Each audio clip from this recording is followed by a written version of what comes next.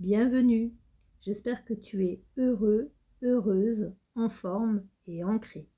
Je suis Laetitia et ici je te présente un fil de la semaine 29 avec mon tarot d'Osho, mon tarot de la transformation. C'est présenté en ce jour la carte 3, l'illumination. Pourquoi le Bouddha attend aux portes du paradis. Soyez profondément vigilants dans tout ce que vous faites. Ainsi, les plus petites choses deviennent sacrées. Faire la cuisine ou le ménage devient un acte sacré, un acte de dévotion. L'important, ce n'est pas ce que l'on fait, mais comment on le fait. On peut laver le sol comme un robot, mécaniquement. Il faut le laver et donc vous le faites. Mais vous passez alors à côté de quelque chose de beau. Nettoyer le sol aurait pu être une belle expérience. Vous ne l'avez pas saisi. Le sol est propre, mais quelque chose qui aurait pu se produire en vous n'a pas eu lieu. Si vous aviez été vigilant, conscient, non seulement le sol aurait été nettoyé, mais vous-même auriez ressenti une profonde purification.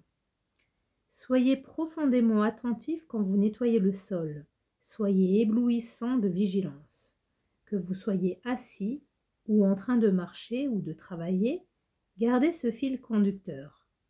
Rendez votre vie de plus en plus lumineuse de vigilance. Laissez la flamme de la conscience brûler à tout moment dans chacune de vos actions. L'illumination en est l'effet cumulatif. L'ensemble de toutes les petites flammes, de tous les moments lumineux et de leur effet cumulatif devient une immense source de lumière. L'histoire maintenant. L'histoire raconte que lorsque Gautame le Bouddha mourut, il arriva devant les portes du paradis. Ces portes s'ouvrent rarement, seulement quelques fois au cours des siècles. Il n'y a pas de visiteurs tous les jours, et lorsque quelqu'un se présente, tout le paradis s'en réjouit. Une conscience de plus est parvenue à l'éveil.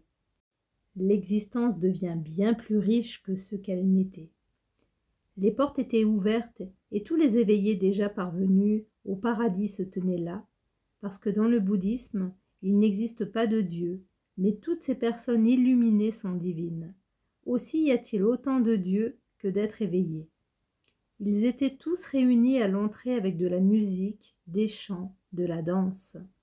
Ils voulaient accueillir Gautame le Bouddha, mais à leur grande surprise, celui-ci se tenait le dos tourné à la porte.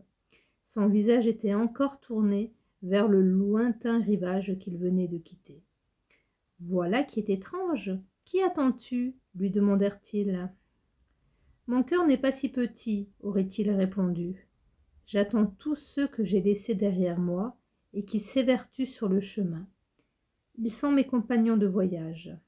Gardez vos portes fermées.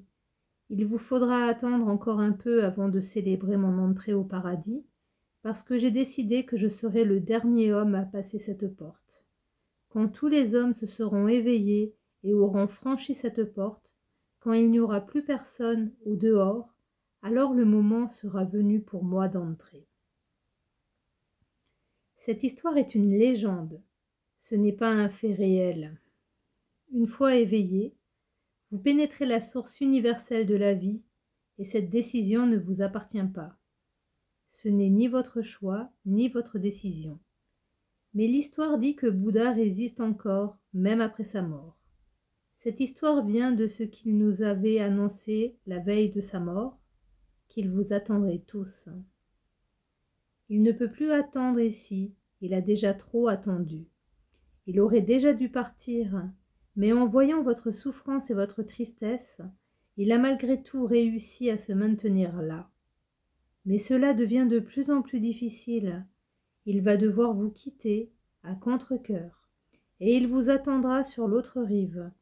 Il n'entrera pas au paradis, c'est une promesse. Aussi n'oubliez pas que je resterai là, pour vous, pendant des siècles. Mais dépêchez-vous, ne me décevez pas, et ne me faites pas attendre trop longtemps. Merci de m'avoir écouté, et à bientôt pour le prochain fil. Je vous embrasse. Belle semaine à vous. Bye bye.